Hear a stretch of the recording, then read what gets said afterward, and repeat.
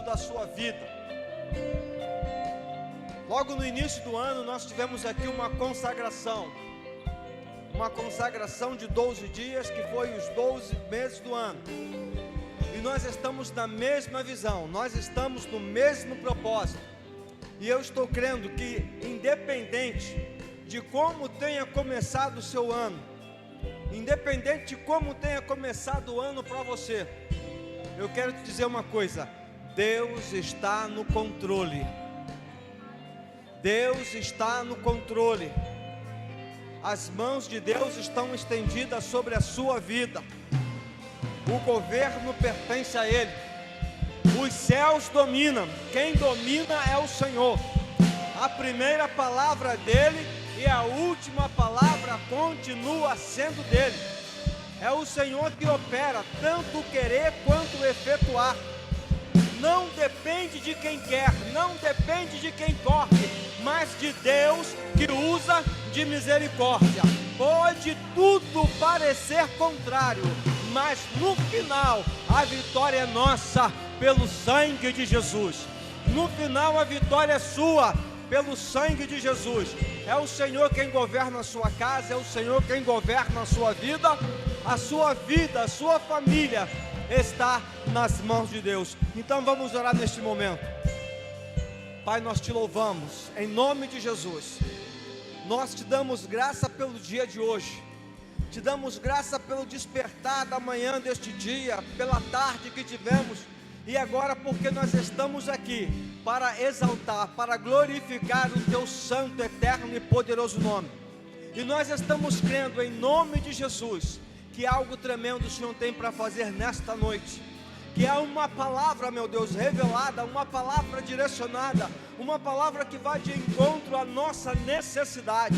E o Senhor é conhecedor de todas as coisas. Por isso, Deus, em nome de Jesus, toma a tua serva nas tuas mãos, que está com a responsabilidade de mais uma vez nesta noite trazer a tua palavra.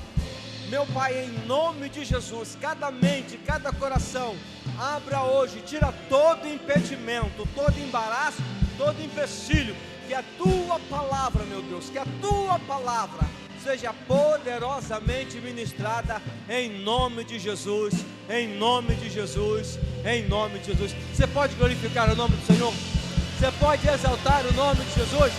Aleluia! Aleluia! Aleluia, glória a Deus, glória a Deus, glória a Deus.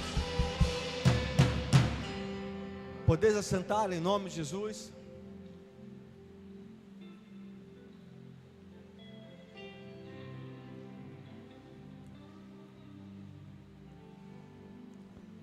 Irmãos, esse é um ensaio, é só o aquecimento.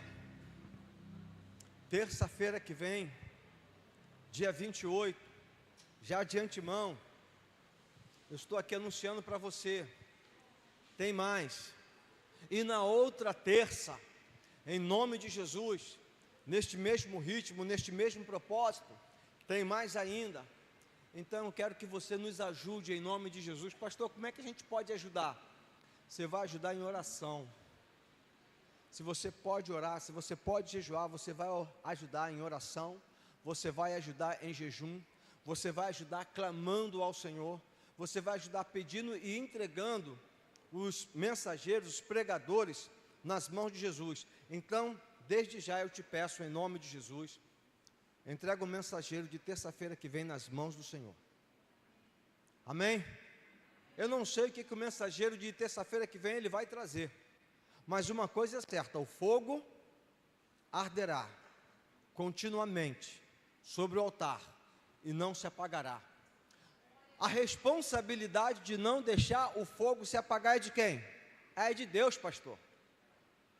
Não, a responsabilidade de não deixar o fogo se apagar, essa responsabilidade é minha e é sua. Amém? Amém? Amém? Glória a Deus, pastor Kate. O fogo arderá continuamente, não pode apagar. Glória a Deus.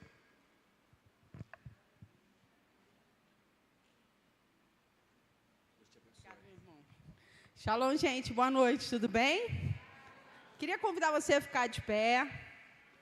Quero orar junto com você para a gente começar esse tempo. Quem estava aqui lá no retiro, gente, de casais? Estava lá, irmã? Foi bom? Foi? Glória a Deus. Não precisei sair escoltada, não, né? Amém, meus irmãos? Deus abençoe vocês. Eu quero orar com você, mas antes eu queria louvar Deus pela vida da pastora Selma, seu esposo, por essa casa de oração, por você ter se desafiado a sair da sua casa, com a expectativa de viver um tempo novo no Senhor, amém? O ano está começando, né? Para alguns o ano só começa depois do carnaval, para a gente não, né? Já começou desde o dia 31, certo? Quando deu meia-noite, para nós já começou. E esse ano, gente, se você começar a prestar atenção, Deus está falando sobre a restauração do altar. Não é em uma casa só de oração, são em vários homens e mulheres de Deus, amigos que eu tenho, eu já me comuniquei com eles para que eles compartilhassem o que o céu tem falado ao coração deles, porque Deus só tem uma boca, ok? Ele só fala sobre uma coisa. E eu queria te encorajar a olhar para esse lugar nesses dias. Obrigado, viu, minha irmã? De restauração do altar.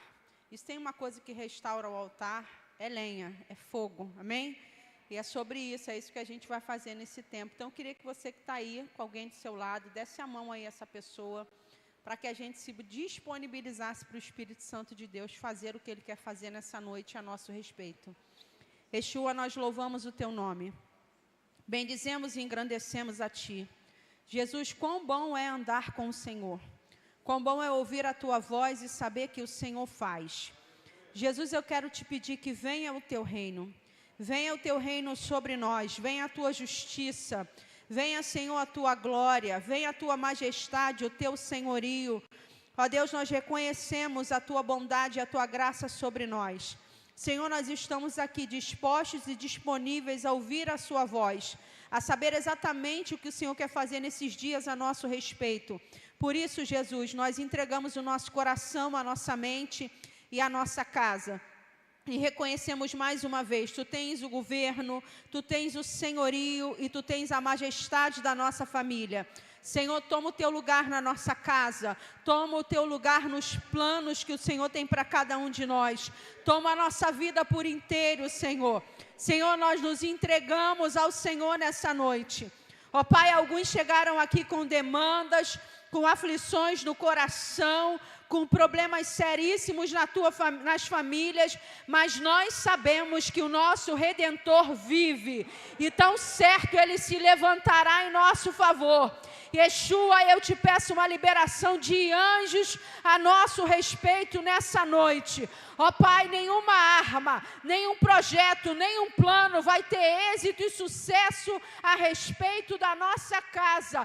Por isso nós te pedimos, Senhor, libera nessa noite, Senhor, saída. Libera escape, libera solução, libera, Senhor, causas na justiça. Ó Deus, libera, Senhor, as nossas sementes nessa noite.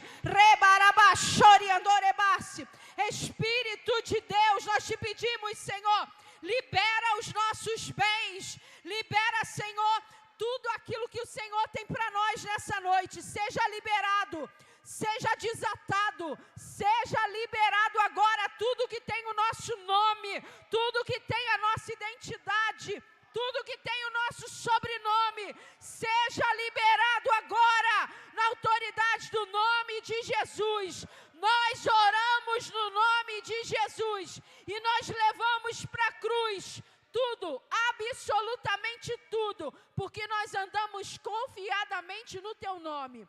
Nós oramos assim e damos ao Senhor a honra, a glória e o louvor. Amém? Você pode aplaudir a Jesus, bendizer o seu nome. Irmãos, eu estou animada com Ele, hein? Eu estou animada com Jesus, porque eu sei que Ele quer fazer maravilhas no nosso meio. Amém? Abra aí a sua Bíblia de pé. Glorifique a Ele. Êxodo capítulo 3. Eu quero ler com você esse Jesus é terrível, porque eu estava chegando e ele falou um negócio para mim, eu falei, meu Deus, vou ter que mudar o texto para falar sobre isso que o Senhor está falando desse jeito.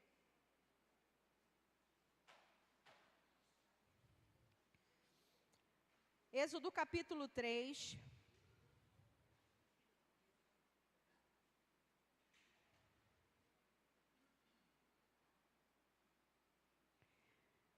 Vamos ler junto? Versículo 1 diz assim: apacentava Moisés o rebanho de Jetro, seu sogro, sacerdote em Midian, e levou o rebanho atrás do deserto e veio ao monte de Deus, a Horebe.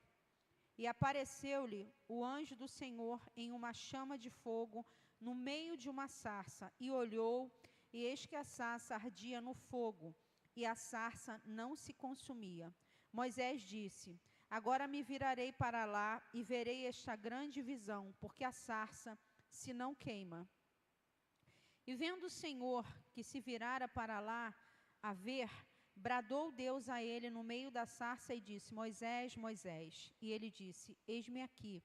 E disse: não te chegues para cá, tire os teus sapatos dos teus pés, porque o lugar em que tu estás é terra santa. Disse mais: eu sou o Deus de teu pai, o Deus de Abraão, o Deus de Isaque, o Deus de Jacó.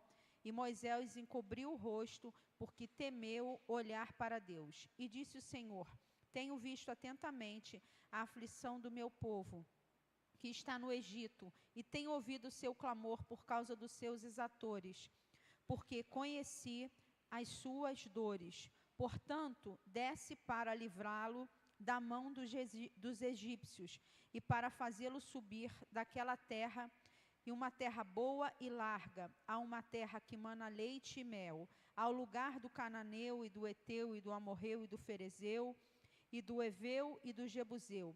E agora eis que o clamor dos filhos de Israel chegou a mim, e também tenho visto a opressão com que os egípcios oprimem. Amém? Você pode tomar seu assento.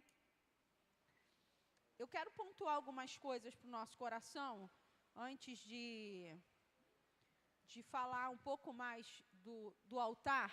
Uma coisa que a gente precisa pensar, irmãos, é que não tem como a gente ir de fora para dentro, ok? Às vezes a gente está investindo e trabalhando muito, né? Não está errado você trabalhar no bem-estar da sua família, né? Na sua casa, na educação dos seus filhos, né?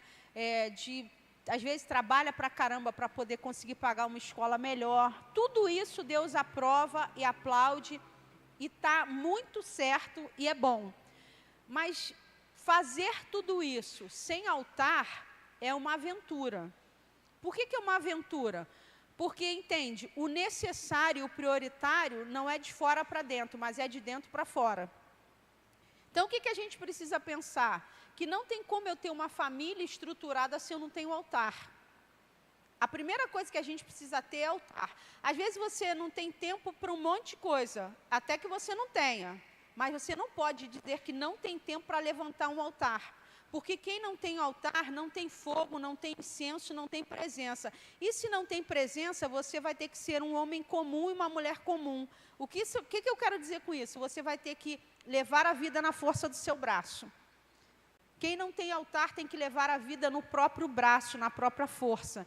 E a gente está vivendo uma estação, agora no final do ano a gente fez um jejum do 6º dia, porque a gente entendeu que a gente precisava devolver a nossa vida ao Senhor. E eu vou te explicar um pouco sobre isso, para a gente criar uma base, para a gente entender sobre esse fogo e esse altar. O homem desses dias, se você ler Daniel capítulo 12, Daniel está falando justamente do texto de Apocalipse também. E tem um detalhe ali naquele texto de Daniel capítulo 12, no versículo... Eu não vou lembrar o versículo, mas ele está falando exatamente sobre esse nível de sabedoria que é desatado no tempo do fim.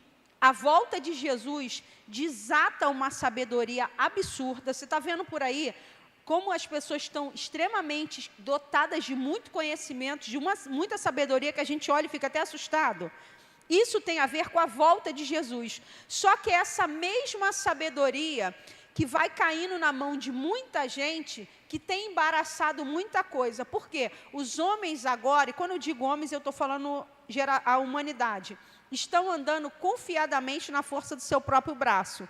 Você olha algumas pessoas que estão pontuais, são pessoas que a gente diria os... Como chama esses youtubers bem famosos, gente? Alguém me ajuda? Alguém mais jovem? Por favor, me ajuda. Eu tenho que me humilhar, né, gente? Vamos ver se alguém me socorre.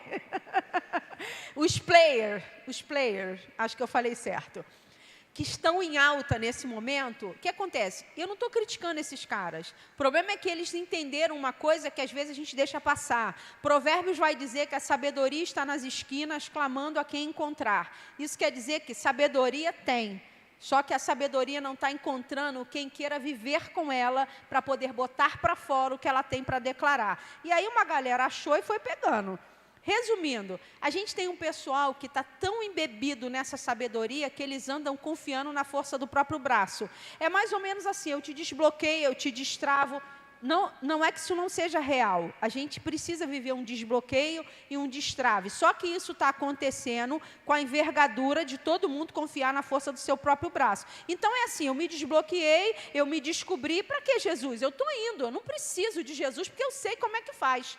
Você já reparou que tem uma camada que está assim, e tem mais uma outra galera que não só está fazendo isso, ensinando isso, e agora descobriu que falar de Jesus atrai mais. Então, você fica esperto com essa sabedoria engodada.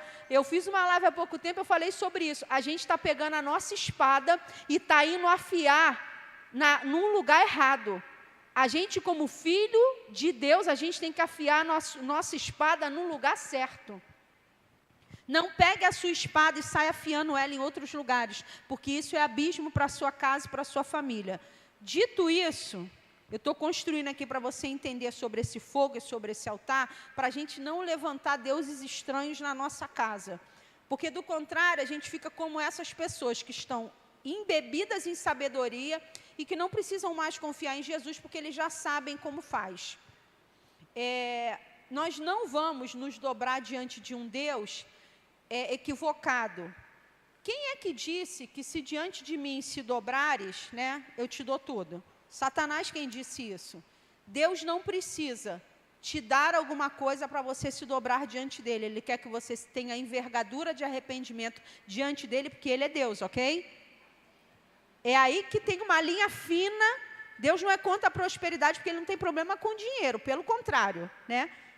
E aí, ele não só não tem problema com dinheiro, também não tem problema com dificuldade. Porque ele mesmo disse que é para você fazer o quê? Pegar do seu e dar aos pobres. Então, o que ele está dizendo? Vai ter pobre, vai ter necessidade, mas vai ter gente abastecida para suprir também esses necessitados. Então, Deus não tem problema com dinheiro. Esse não é um problema para Deus. O que a gente precisa pensar nesses dias é olhar bem para esse nível de sabedoria e saber onde a gente vai afiar nossas espadas. Deus não precisa nos dar alguma coisa para nos ter. Ele tem que nos ter porque nós reconhecemos que Ele é Senhor e Salvador, ok? Quem precisa te dar alguma coisa para você ficar aos pés é o diabo. Satanás que gosta desse sistema.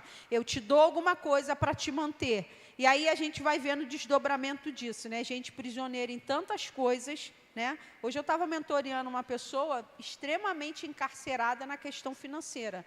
Uma pessoa que está tendo a vida castrada por causa de dinheiro. Aí, resumindo, tem o dinheiro, mas não tem vida. Está deprimida, está angustiada, trancada numa casa linda, mas não consegue botar a cara do lado de fora. Então, penso, valeu. Falei para ela, tu nadou isso tudo para morrer afogada dentro desse castelo? Falei, tu foi de princesa gata borralheira, querida. Sai desse lugar, pelo amor de Deus. E tive que ministrar a vida daquela mulher, que eu falei, não acredito que uma mulher incrível como você está presa nesse castelo, tão lindo, tão espaçoso, mas prisioneira. Não é porque as correntes são douradas que elas não são correntes, ok? Elas são correntes, mesmo sendo douradas. Pastora, por que a senhora está dizendo tudo isso? Porque eu quero chegar num lugar com você de muita profundidade, de muito compromisso e envergadura, de arrependimento. Pastora, de novo a senhora vai falar sobre arrependimento? Irmão, só tem uma forma de se aproximar de Jesus, se arrependendo.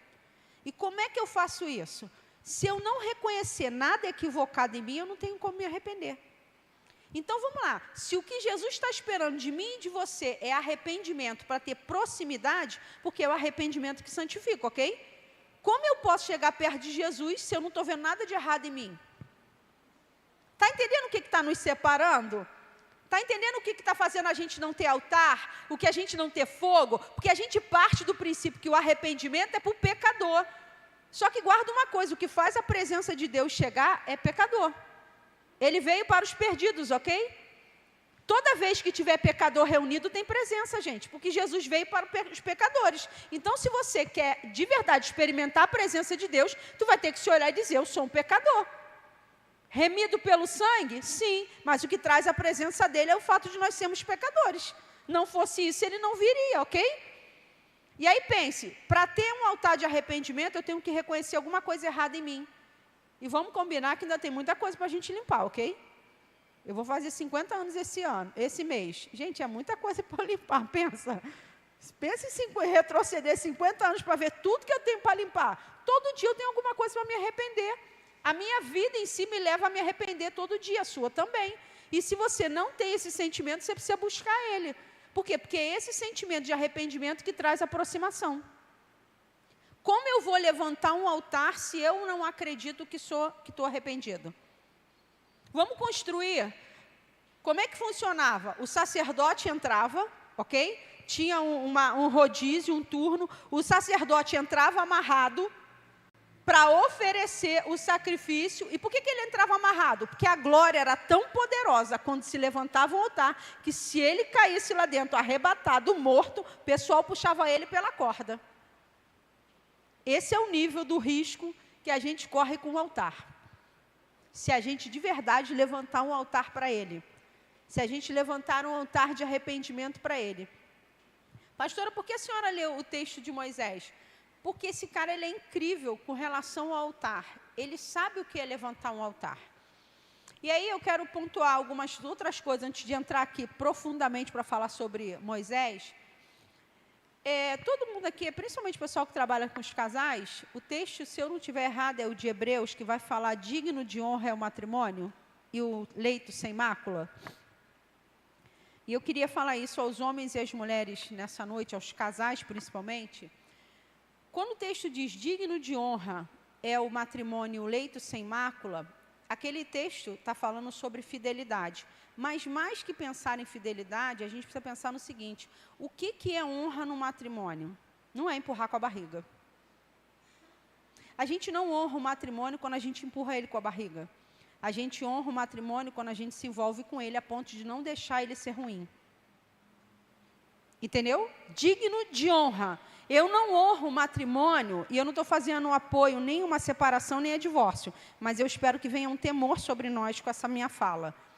Digno de honra é o matrimônio e o leito sem mácula. O que Deus está dizendo? Você não me honra quando tem um casamento que você mantém ele de aparência, mas ele realmente não é abençoado.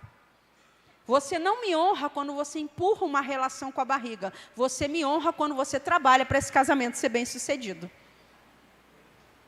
Entenderam? Digno de honra. Você não honra o que você empurra e leva de qualquer jeito. Quando a gente honra alguma coisa, a gente se entrega. Quando a gente honra alguma coisa, a gente dá vida por isso. E aí eu vou fazer uma curva para nós, irmãs. Domingo eu estava dando aula na escola bíblica dominical da minha igreja, e eu falei sobre o texto de Efésios capítulo 5, eu estava falando para os homens, e meu pastor estava falando, eu estava falando para as mulheres, meu pastor falando ao coração dos homens. E eu disse o seguinte para as irmãs, para que elas parassem de pegar carona num texto sem contexto. Qual texto esse sem contexto? Você é típico isso, né? Vira para o marido e diz para ele, você tem que me amar como Cristo amou a igreja. Aí eu falei para elas, irmãs, vamos conhecer melhor esse texto. O que quer dizer esse texto? Para a gente usar essa palavra, mas usar ela, e lembra que ela é a espada de dois gumes. Quanto mais tu empurra ela para o teu marido, mais ela fura você e ele. Porque a espada de dois gumes, ela é isso, é duas pontas. Quanto mais eu aperto, mais eu furo lá, mais eu furo aqui também. E aí eu falei o seguinte para elas, observe o texto. Olha bem, o homem deve amar a sua esposa como Cristo amou a igreja. Que igreja foi essa que Jesus amou? Aí a gente está pensando na cruz. Na cruz ele amou o pecador e levou o nosso pecado, ok? como resgatador. Quando ele está falando da igreja que ele amou, ele está falando de uma igreja que ele está falando com ela, essa igreja está se arrependendo, e é essa igreja que vai para Nova Jerusalém. Resumindo, qual é o papo de Jesus, de Paulo nesse texto com as mulheres? Tu quer que teu marido te ame como Cristo amou a igreja? Então, querida, envergadura. Tu vai ter que se deixar ser moída, trabalhada e modificada. Aí sim esse cara vai poder morrer por você. Resumindo, irmãs.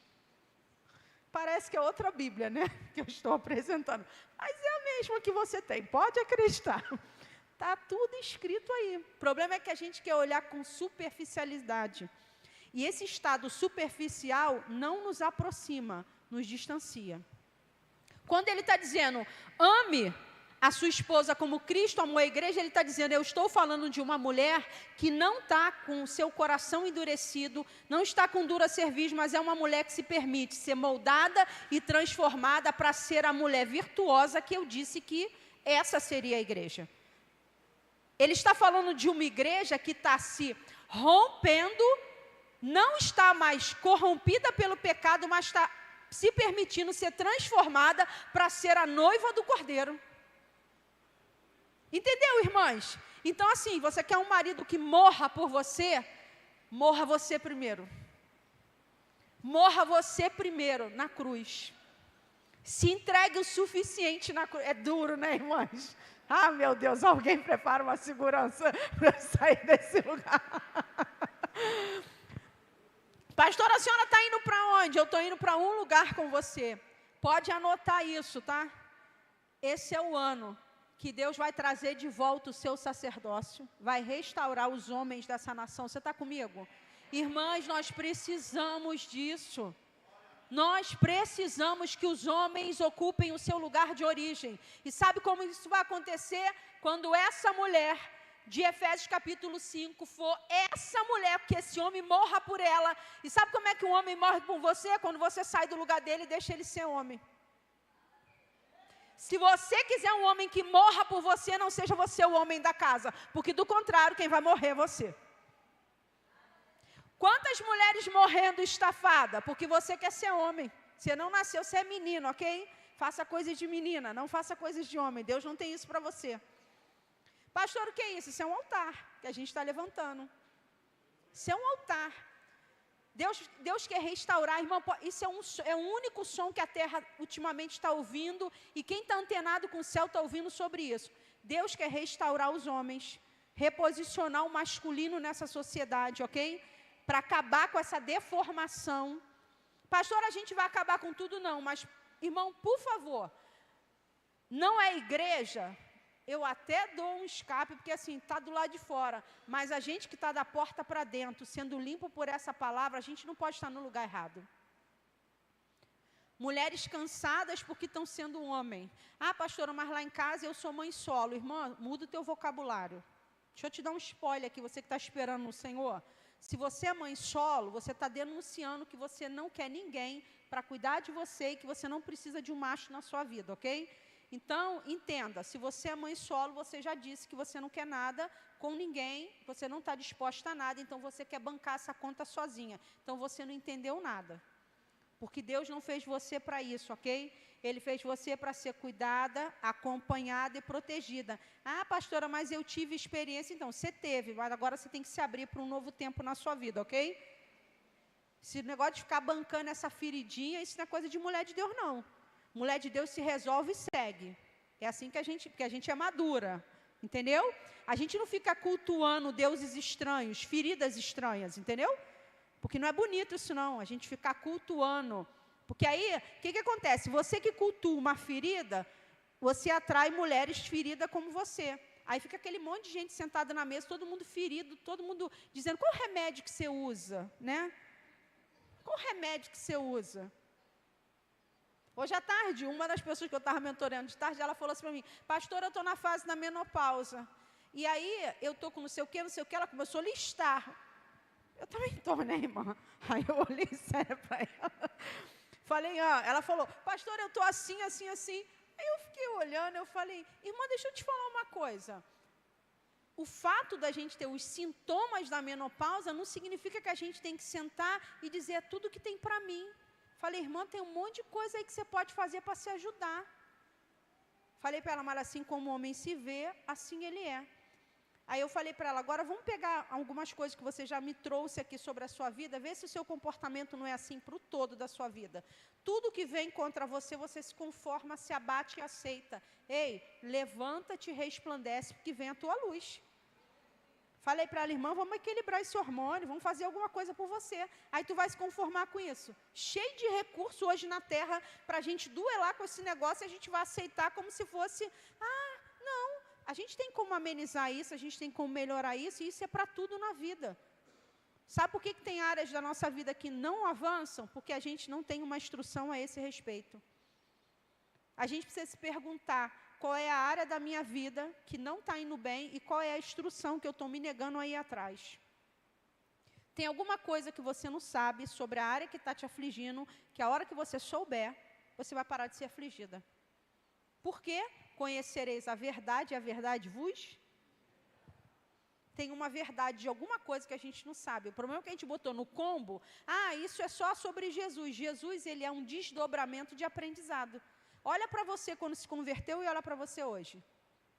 Se avançou muito, porque você foi conhecendo e esses conhecimentos foram desatando você.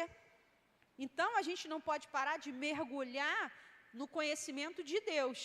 Porque mergulhar só no conhecimento dos homens, sem a presença de Deus, vai ter muita sabedoria, mas não vai ter o conhecimento. Conhecimento só o céu entrega. Por quê? Porque o conhecimento, ele mexe no teu espírito. O conhecimento, ele desata você na alma, no corpo e no espírito. É na trindade. É o trabalho que Deus faz sobre nós. E aí eu queria encorajar você, para a gente levantar esse altar, nós mulheres, começar a olhar. Você quer um homem que morra por você? Você vai precisar ser uma mulher que morre primeiro. 2, sai do lugar dos homens e deixa eles ocuparem o lugar deles. Não está bonito, Jesus vai voltar, e quando ele voltar, ele vai fazer um checklist na gente. E se ele voltar agora, irmãs do céu, o sangue de Jesus tem poder na nossa vida. Não é não? Porque a gente está mandando em tudo, irmão. Deus não mandou a gente mandar nisso tudo, não. Deus nos deu um encargo, não uma sobrecarga. Nós vivemos uma sociedade hoje de sobrecarga e não de carregar aquilo que o Senhor nos deu para carregar. E aí eu queria entrar agora na questão de Moisés para você entender por que eu construí tudo isso aqui. Vamos pensar nesse homem. Ele vê uma sarça pegando fogo. Pensa, está pegando fogo. Na humanidade dele, o que ele pensa? Se eu chego mais perto, esse fogo me... Mas engraçado é que ele não sai de perto, ele vai para perto.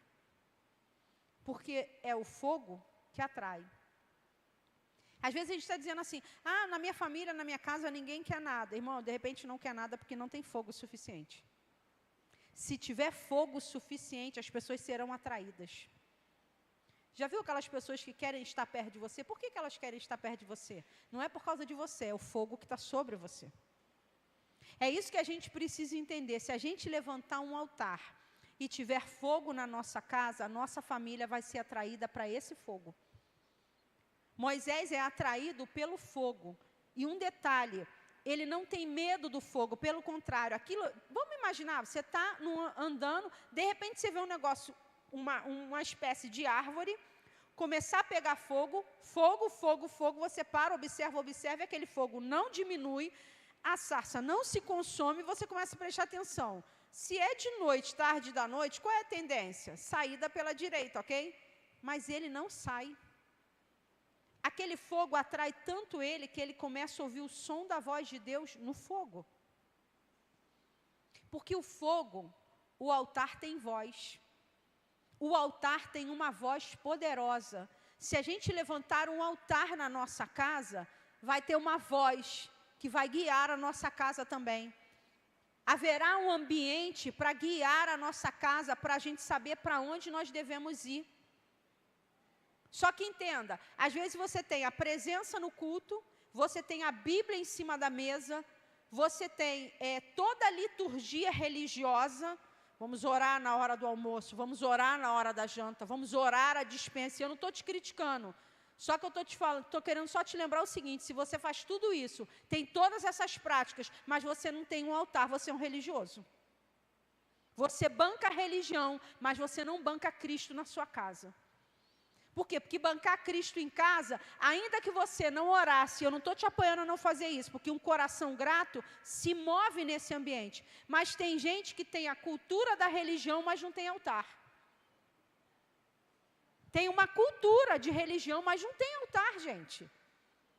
E o que é ter altar? Você precisa ser uma mulher que, quando você começa a orar, a sua casa tem que ser atraída pela presença. Você precisa ter um altar que todo mundo se atraia, que os seus vizinhos sejam atraídos. Há pouco tempo a minha vizinha, e eu moro em apartamento, então assim, você quase não cruza mal com as pessoas, né, de vez em quando ali. E eu particularmente conheço pouca gente no meu prédio, porque as pessoas entram, né, a gente se enfia no apartamento, isso rouba um pouco da gente a questão da comunhão, principalmente porque eu não tenho o hábito do portão, né. Quando a gente mora na rua assim já de muito tempo, é rua às vezes sem saída, você ainda fica no portão. Hoje nem tanto, as pessoas não ficam tanto mais dependendo do local. E ela me chamou e falou para mim: pastora, a senhora pode orar por mim? E ela é porta comigo. Eu falei: posso. Eu falei: vem aqui, entra aqui em casa. E ela entrou, nisso que ela entrou, ela começou a conversar comigo e ela começou a relatar. Ela falou: eu, apesar de assim, ter pouco contato com a senhora, mas eu tenho o maior orgulho de ser sua vizinha. Aí eu falei: Ela falou assim: sim, porque eu estou acompanhando a vida da senhora e estou vendo o que Deus está fazendo, e a senhora é uma referência para mim. Ela não é crente não, tá? E ela começou a dar testemunho do quanto eu estava afetando a vida dela. E aí ela falou assim para mim: eu estou com uma doença rara e o meu coração queima de vontade de pedir a senhora para orar por mim.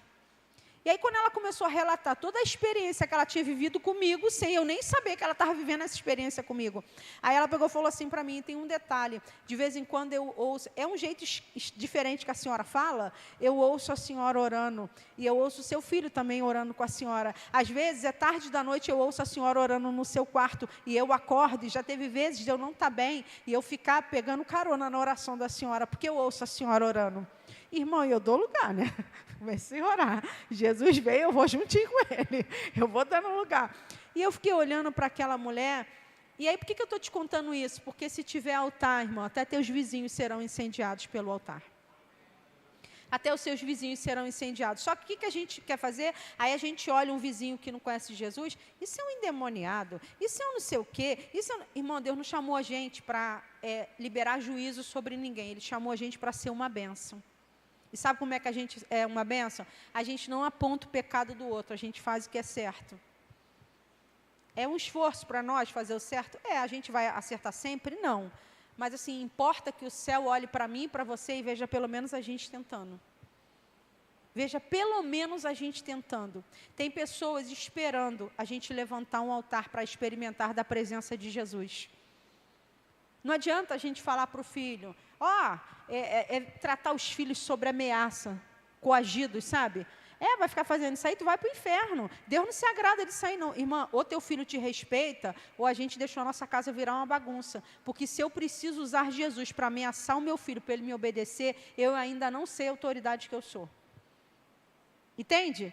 Quantos de nós ameaçamos os nossos filhos com a Bíblia, ao invés de dizer para ele: não vai fazer porque não é certo, e acabou.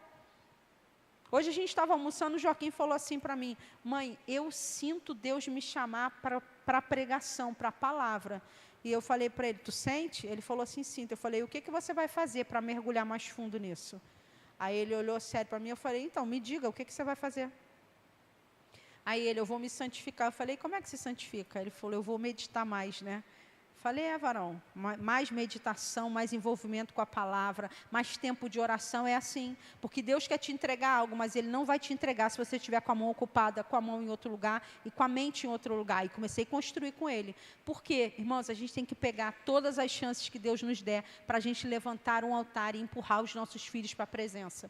E a gente não empurra os nossos filhos para a presença ameaçando eles. A gente empurra os nossos filhos para a presença sendo. Ensina um menino. Como é que eu vou ensinar um lugar que eu não estou? Como é que eu vou fazer um apontamento de um lugar que eu nunca fui? O que a gente precisa fazer? a sarça tem que começar a queimar e a gente tem que ser atraído por ela. Moisés, ao invés de correr, ele foi para cima. Ele foi para mais perto. E sabe o que ele fez? Tirou as sandálias. E eu devo já ter te ensinado sobre isso. Quando se tirava as sandálias, naquele tempo, estava se abrindo mão dos seus direitos. Sabe o que Moisés estava fazendo? Eu não tenho direito de mais nada e eu não tenho problema com isso. Eu vou abrir mão dos meus direitos, mas eu não vou correr do altar da presença e do fogo. Quantos de nós, sem conseguir levantar um altar porque a gente ainda está brigando pelos nossos direitos? Faz sentido você brigar por um direito abrindo mão do altar da adoração? Faz sentido a gente ficar cultuando coisas que alguém fez há não sei quantos anos atrás a nosso respeito e a gente ficar cultuando isso e não deixar que o altar seja levantado? Não faz sentido. Moisés está tirando as sandálias, por quê? Porque não dá para pisar num lugar santo, levantar um altar santo e ter uma casa em santidade, se eu ainda estou calçados com as sandálias que ficam o tempo todo dizendo para mim sobre os meus direitos. Porque uma coisa é certa, irmão, quem está na presença não está preocupado com direito, porque quem chegou na presença já não está mais dando valor a direitos porque está de posse do reino. Pessoas que estão com o altar levantado, elas não estão mais brigando por coisas, porque elas já chegaram num lugar tão poderoso que não faz mais sentido ela estar brigando por aquilo ali. E olha o tipo de gente que Deus está chamando Moisés para libertar. Eu vou descrever quem são essas pessoas e o modelo mental dessas pessoas que Deus está chamando para Moisés libertar. Um povo que tem saudade de uma panela cheia de carne na mão de Faraó. Eles estão preferindo, olha a escolha deles, eles preferem uma panela de carne, um modelo de provisão de Faraó, a ficar no risco de estar no deserto com Deus, que libera todo dia maná. Sabe o que eles estão dizendo? Eu prefiro ter a certeza. Sabe aquela coisa? Eu preciso de segurança. Eu preciso de estabilidade. Tu já parou para pensar que não existe estabilidade debaixo do sol, gente? Tem estabilidade? Não tem estabilidade, é tudo de repente. Outro dia alguém me disse isso, Deus demora tanto para fazer de repente. Não sei quem é o autor dessa frase, mas eu achei poderosa demais. Deus demorou tanto para fazer de repente, porque Ele é um Deus de repente. Aí vamos pensar, você dorme pobre e acorda com recurso. Você dorme enfermo, acorda curado. Você está tudo bem, amanhã acorda, tem um vento na sua direção. Então não existe estabilidade, mas existe um Deus que está sustentando todas as coisas pelo poder da sua palavra. Essa certeza nós temos. Irmão, a gente não precisa ter certeza de nada se a gente tiver certeza que Deus está sustentando tudo o que Ele disse a nosso respeito. E a sua palavra se cumprirá e não voltará vazia.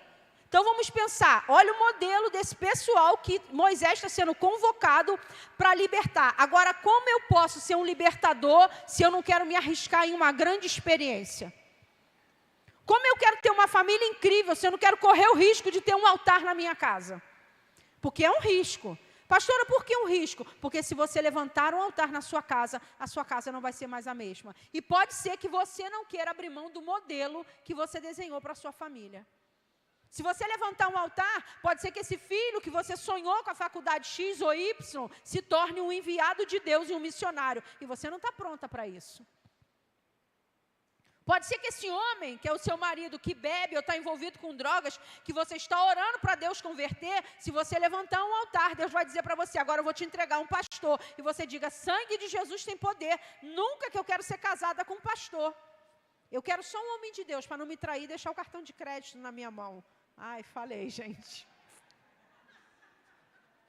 Falei, eu não ia aguentar levar isso para casa. Eu precisava liberar esse ouro aqui nessa casa de oração. Entende, irmãs? O nosso coração ainda está fora da cruz. A gente precisa devolver ele para o eterno.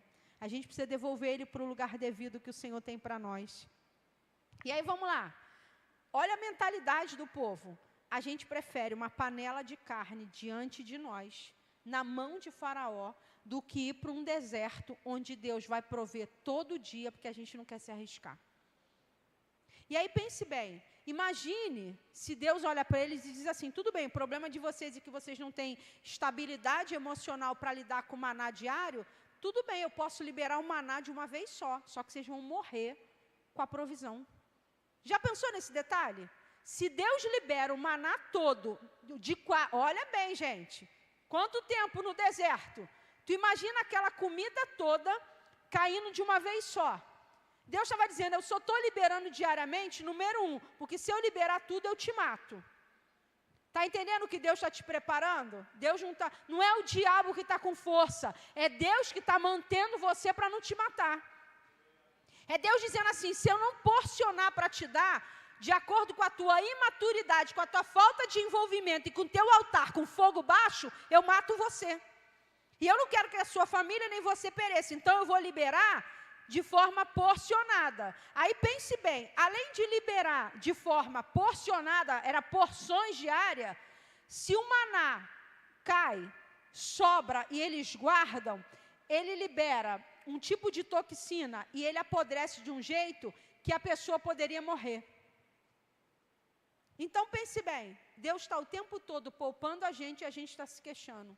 E Deus está dizendo, eu só queria que você tivesse um altar levantado. Eu só queria um altar levantado na sua casa, porque, irmão, se tiver altar, não vai faltar nada. Quem tem altar não tem falta de nada. Pastor, eu tenho altar, mas passo guerra. Daqui um tempo, quando essa guerra que você atravessar essa Macedônia, aí tu volta e me conta quem você se tornou depois dessa travessia. O problema é que a gente olha as guerras e olha para o diabo e diz, o diabo está vindo com força. E Deus está dizendo, não é o diabo, sou eu que estou empurrando você para você se tornar grande o bastante para carregar a arca que eu estou entregando para você. Existe um encargo sobre nós, irmãos. Existe um encargo. De vez em quando eu tenho uns embates que eu falo assim, quem eu vou me tornar depois que eu passar por isso aqui?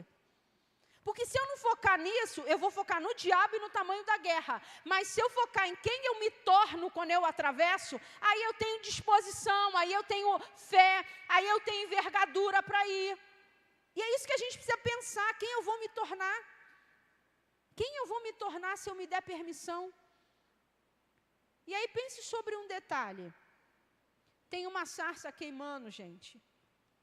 E um homem olhando para algo sobrenatural. Deus precisa encher a gente de experiências para a gente poder conduzir a nossa casa e os nossos filhos. A mulher sábia edifica, ok? Então deixa eu te dar uma advertência. A sabedoria está em edificar. O que significa edificar? Não é fazer novo, é construir sobre. Sua família, a realidade do que Deus tem já existe. Você precisa saber o que Deus já te entregou e construir sobre isso, não é inventar a roda. Qual é a pergunta, pastora? Não é você dizer para Deus o destino que você quer para a sua casa, é você perguntar para Deus qual é o destino para a família que o Senhor tem me confiado. Qual é o destino que o Senhor tem para o meu filho? Qual é o destino que o Senhor tem para o meu marido? Porque é sobre isso que eu vou orar. É sobre essa perspectiva que eu vou orar. É sobre essa realidade que eu vou debruçar e vou levantar um altar ao Senhor.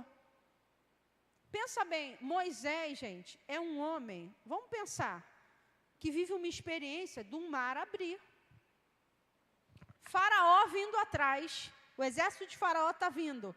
Aí do nada, Deus resolve abrir um mar. Aí tu pensa, um muro de água aqui, um muro de água aqui e uma galera tendo que atravessar. E um líder que tem um altar, que já viu uma sarça, esse cara pode dizer, gente, vamos, porque eu já vi umas coisas com ele que não era comum, mas deu tudo certo, vai dar de novo. Porque na mente humana, natural, tu acha que ninguém pensou, vai que a gente começa a atravessar e esse muro de água resolve fechar. Tu acha que a incredulidade de ninguém deu um apontamento? Imagina o quanto de gente querendo ir, outros segurando, dizendo, não vai não, que isso vai dar ruim, vai dar errado.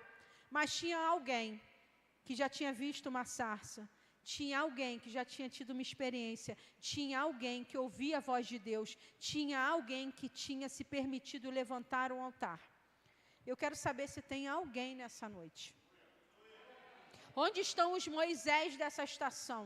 Onde estão os libertadores? Guarda uma coisa que eu vou te dizer, se você entende e deseja ser um libertador, prepare-se para inaugurar coisas que ninguém inaugurou. o olho não viu, o ouvido não ouviu e nem jamais penetrou no coração do homem. O que Deus está dizendo? O que eu tenho para você, tu vai ter que inaugurar. O olho não viu, o ouvido não ouviu e nem jamais penetrou no coração. Deus está dizendo, aonde estão os homens e mulheres que vão inaugurar um altar para mim? Que vão fazer o que ninguém viu, que estão ouvindo o que ninguém ouviu, entendeu? E que estão vendo o que ninguém viu ainda. Gente, nós somos a geração inaugural, nós vamos inaugurar algo para a volta de Jesus, você crê nisso? Então eu entendo e acredito que esse é o tempo e a estação que nós vamos restaurar o sacerdócio da nossa nação e reposicionar as mulheres dessa sociedade. Como é que a gente vai fazer isso? Sendo. Nós vamos fazer isso sendo. Nós vamos entregar o controle, ok? Para a gente viver a experiência de alguém que morra por nós. Não sei se você já teve uma aula sobre isso, de repente, em algum momento na escola, né? É que a memória vai embora, a gente esquece. Mas eu estava visitando um local de abelhas e tal, esqueci o nome do local. Era como se fosse tipo um museu da abelha.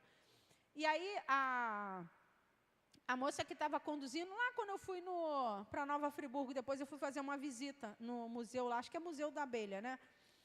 E aí a guia que estava nos contando sobre as histórias lá da abelha, como é que o mel é feito, produzido, não sei o quê, e ela estava contando, eram muitos números, né? Não dava para guardar tudo, mas uma coisa bugou minha mente.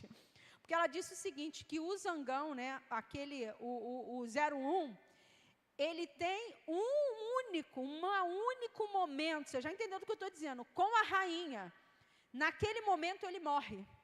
É tão profundo e intenso a relação que ele tem com a rainha, que ele morre depois.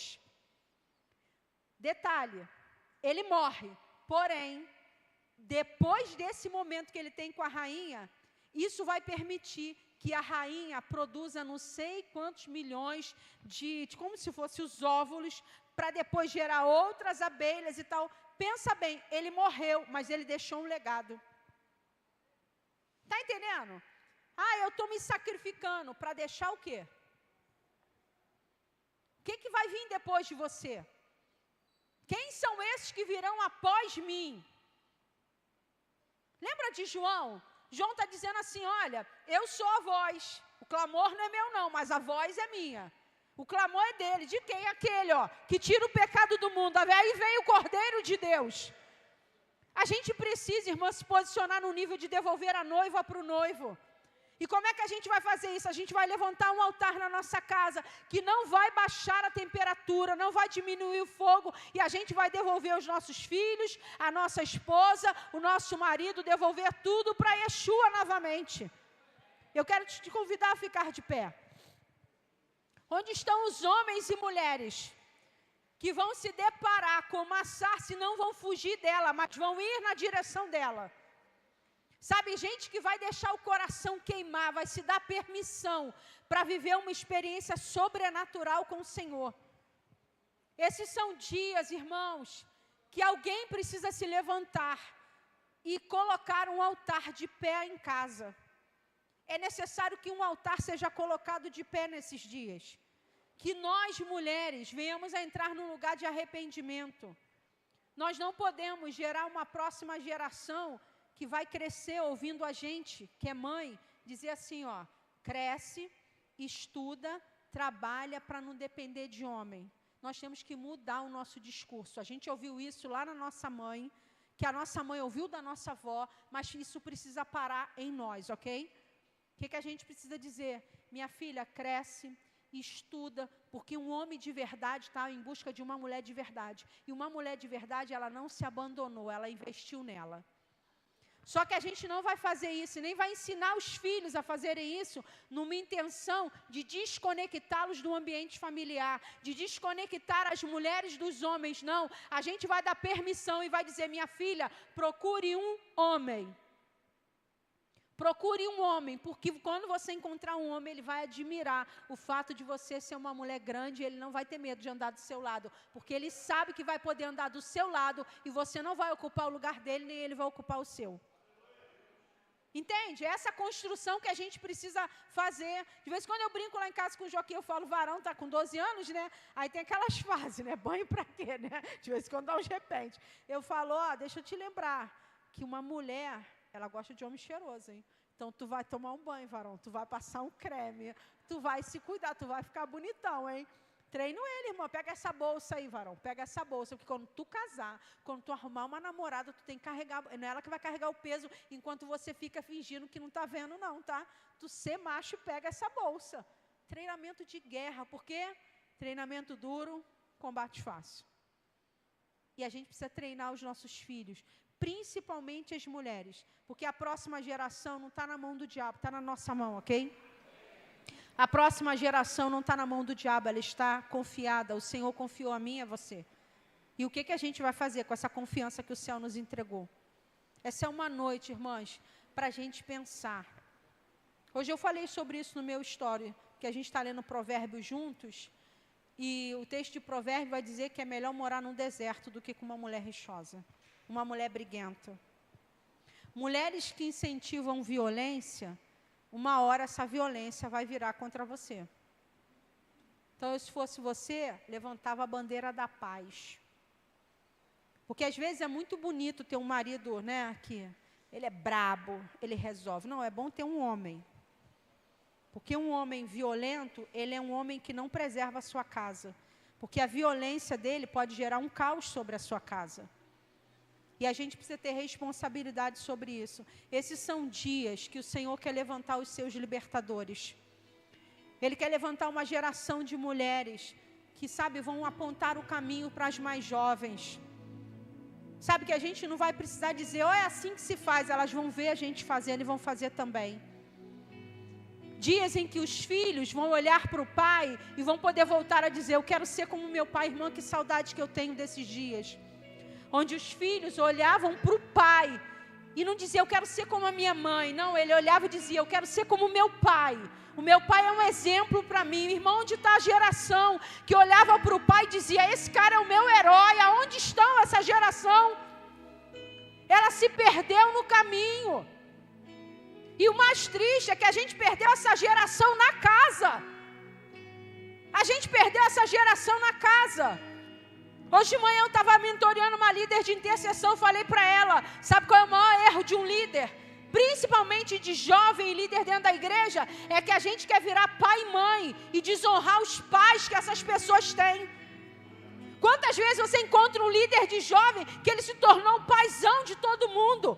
E aí os pais daquele jovem que não conhece Jesus têm aversão à igreja. Sabe por quê? Porque se sentiram furtados, roubados e violados por uma liderança que ocupou o seu lugar.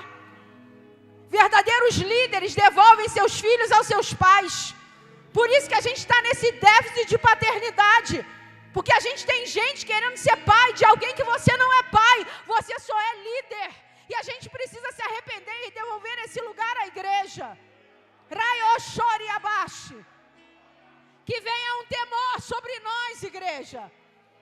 Que venha um temor sobre nós. Que a gente possa dizer a esses jovens,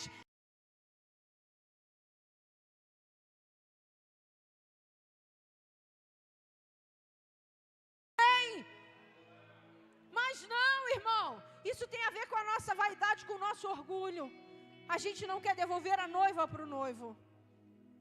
Você não pode se tornar uma líder de mulheres que todo mundo fica o tempo todo em cima de você. Você tem que desenvolver mulheres para elas darem o voo delas. Sabe quando você vai descobrir se você está discipulando bem e sendo uma boa líder? Quando essas pessoas só voltarem para te contar a vitória. Elas não te ligarem mais, não te mandarem um WhatsApp. Sabe por quê? Você treinou elas tão bem para dar o voo, que elas vão lá, resolvem e só voltam para celebrar.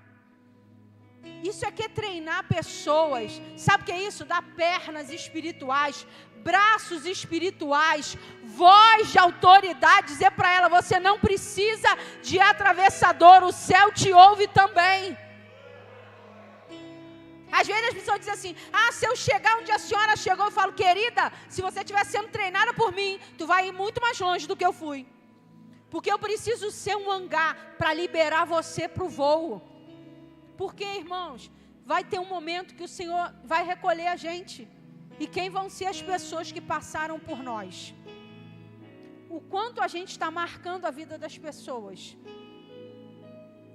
Pastora, o que a senhora quer? Eu quero te dizer que a gente precisa ser um Moisés e estabelecer uma sarça. Como é que a gente vai fazer isso?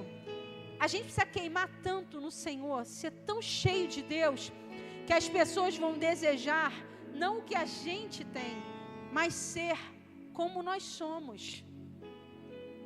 O Evangelho é um estilo de vida, gente. O Evangelho não é um sistema religioso. O sistema é péssimo. O sistema é castrador. O sistema tira a gente dos pés da cruz. O sistema vai viver um verdadeiro avivamento. Pode acreditar. O Senhor está voltando e Ele vai mexer no sistema. Uma das coisas que Yeshua vai mexer no sistema eclesiástico. Por que eu te digo isso? Porque a gente precisa voltar a devolver a noiva para o noivo. Esse é um altar que a gente precisa levantar e não deixar ele parar de queimar. A gente precisa devolver a noiva ao noivo. Ei, nós não podemos ficar abraçados com a noiva que é dele. Hoje eu falei uma moça, eu falei, querida, a igreja já tem o seu noivo. Ela não precisa de outro marido, ela já tem um noivo. Ela já tem um noivo e a gente precisa devolver. Seu filho já tem um rei que governa a vida dele. Sua filha também. Seu marido também. Sua esposa também. Que a gente seja tão cheio de Deus nesses dias, que a gente tome a decisão de ser uma sarça pegando fogo. Sabe, que a gente tome essa decisão, eu vou queimar tanto por ele, que quem passar por mim será queimado também. Eu sempre falo isso, quem vai ser tocado pelo que te tocou, irmão? Quem vai ser alcançado pelo que te alcançou? Tenha um estilo de vida, não seja mais um religioso na terra, imputando regras às pessoas, imputando, sabe, o tempo todo. É assim que se faz para ser santo. É a roupa X, é o cabelo Y, é a moda tal, irmão, isso é o mundo quem faz. Os céus do Senhor só tem uma moda, e a moda de Deus é passar vergonha o tempo todo. Como assim? Tu acha bonito? Tu acha bonito quando o texto vai dizer assim, o que o profeta está vestido? Ah, é uma roupa de pelo e cinturão de couro. Vai você andar com essa roupa. É ridículo, não faz sentido hoje. Mas tudo que não faz sentido para muita gente é o que Deus está querendo chamar para a terra fazer nesses dias. Aonde está, de verdade, aonde está essa igreja que vai batizar com água, mas vai ter a dignidade de dizer, eu batizo com água, mas vem um após mim, que vai batizar vocês com fogo e com o Espírito Santo. Ah, irmãos, aonde está essa família, essa igreja, que vai dizer, meu filho, a mamãe vai te ensinar o caminho, mas o fogo, o Espírito, é Ele quem vai trazer sobre mim, sobre você. Então se agarre nele, se anele a Ele, se junte a Ele, seja cheio do Espírito de Deus. Venha, Espírito de Deus, sobre essa casa, sobre a nossa casa. Nós levantamos um altar a Ti,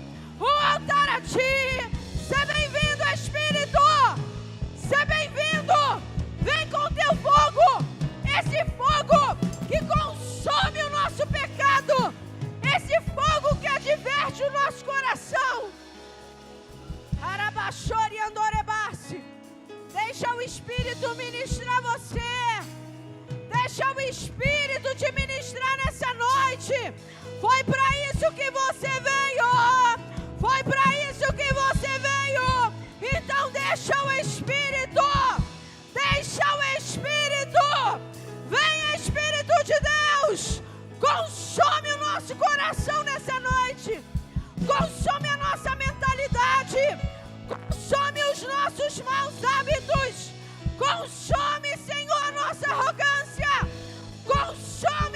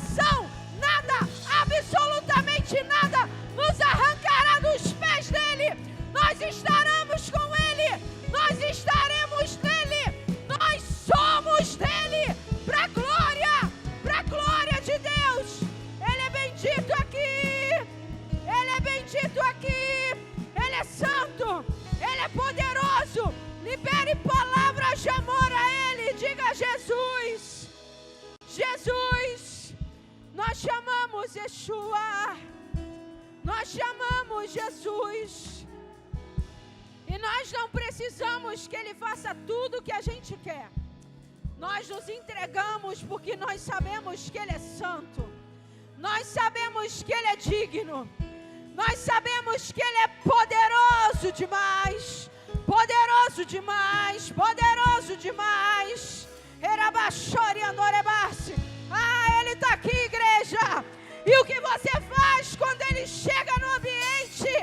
O quanto você tem para colocar no altar? Deixa eu te falar uma coisa. Eu não vou lembrar exatamente as medidas.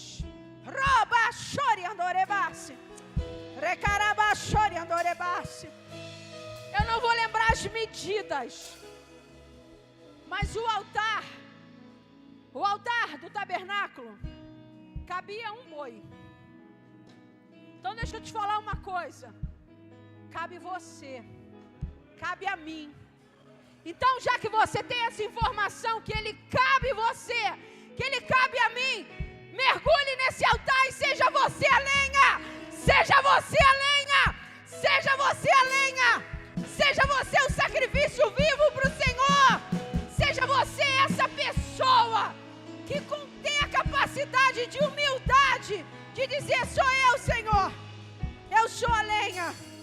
Eu sou a lenha diária que o Senhor precisa para manter o altar da minha casa. Onde está a lenha, gente? Sabe o que faz faltar lenha? Porque você fica esperando o outro se jogar no altar.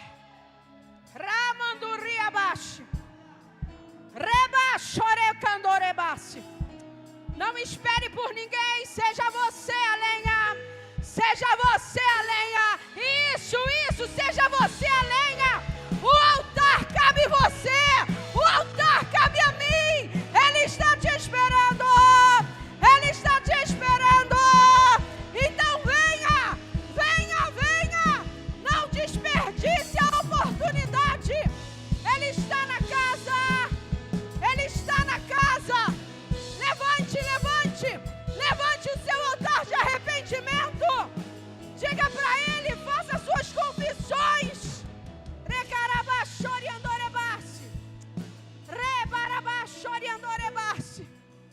Levante seu altar, queridos. Rabando riabashi. Recarabashoriandorebasi. Eramanayashuriandorebasi. Rebarabashorecandorebasi.